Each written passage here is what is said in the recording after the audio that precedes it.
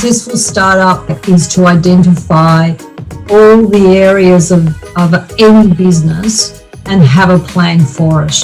I went through with a recent client last week where I said, okay, what is the sales plan?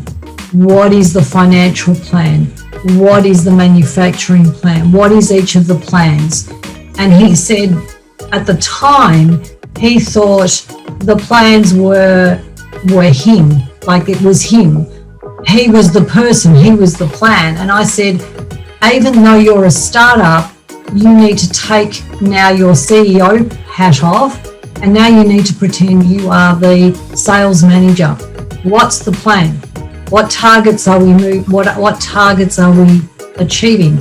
Okay, let's say we're going to achieve, $1 million. Now I have to take my sales hat off, and I need to put my financial hat off.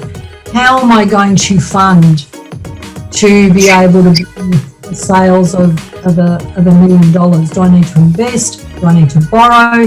Now I need to take that hat off, and I need to be the marketing. I need to take that hat off. So they need to run like businesses, as if they were really people in those roles, and understand what the plan is. All those little plans become their business plan.